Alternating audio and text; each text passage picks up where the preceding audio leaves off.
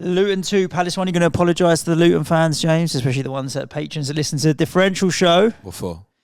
I remember, James, you said, I am predicting, hint, hint, a bad day for Luton because you predicted Burnley to win.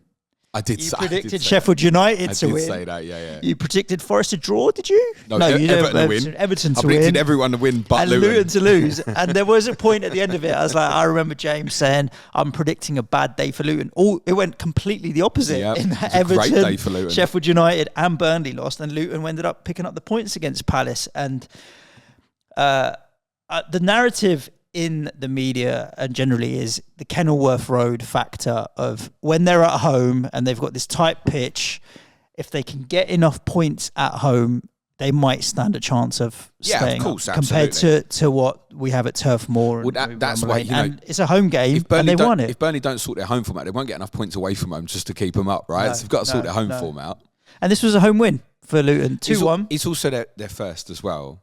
It's worth saying. What, Luton? Yeah, it's the first. Yeah, don't get me wrong, but there's a 4-point gap now between them and Sheffield United, and it's more than a game. Like, so as soon as it's more than 3 points, you start feeling there's a bit of buffer room. Yeah, they've got a little bit of a buffer, which when they look at their fixture list, they're going to be, oh, right, thanks for that. I mean, next 3 at home is Arsenal, Man City and Newcastle, for example. So, I mean, that could conceivably be the top 3. Liverpool fans would obviously argue against exactly, that. I'm going to say last team they were Luton. Then Liverpool obviously very nearly lost there themselves recently. I think it's 8 goals they've conceded in 6 home games, I think. Okay. That's good. Yeah, it's not bad. And do you know what I do feel different about them to Burnley and Sheffield United? I like the goalkeeper. The goalkeeper makes you feel like he's going to make big saves at important moments for them. I'm not calling him world class or anything, but the 2 goalkeepers at the other 2, I think, are concern him. Yeah. And he'll put some points on the board for them. I do think James Trafford, when I was watching our game, he looks like 12 years old. And I'm sure he'll prove to be a very good goalkeeper, but Jack Toner spoke about this a few times. He possibly wants taken out the firing line. Now, I think Muric might have been ill at the weekend anyway, so they couldn't have. But I'm concerned about them. You look at the goals that Sheffield United conceded at the weekend. League One, Wes is back. Good afternoon, Ben Tomo Thompson. Whereas Kaminsky makes some big saves. I like him in goal. He looks like a Premier League goalkeeper. If they went down, I think there's a few other Premier League clubs might go, that's a consistent option for us that maybe we want to look at. That could get them some points. And with them, I think they're well set up. I think the manager knows what they're doing. I think he would like to play a more expansive brand of football, but knows what he's working with. And they have balance. They've shown variety, which I keep speaking about over the last few weeks. And yet, to be honest, Serge, on a different day, they could have lost. Because Crystal Palace, I think, have had double the efforts on goal. Yep. And even if you look right at the end, was it Gay hit the post? Right at the end? Bloody hell, he should score, really, shouldn't he? So I think this could have easily gone the other way. Palace's defending on both goals is, I was going to say unlike them, but on the first goal, they've had a long-standing issue with defending corners, which is not something we would think we'd associate with them, with people like Anderson, Gay, they're a tall team. But they have for a long time had a problem defending set pieces. The second goal was really ugly for both Anderson and Johnson. Anderson has to deal with it personally, but it also ends up in the 6-yard box, and Johnson's got to be a bit braver and a bit more decisive what he's doing. So, great ball in from who put the cross in?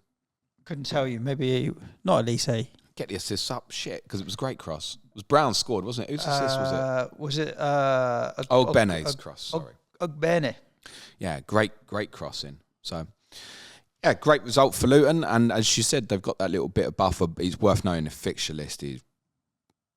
Yeah, it's puff your cheeks and go for it. But like you say, the home games are free hits like Man City and Arsenal. Just go for it and have a swing. Well, I think probably more that the fantasy relevance would be.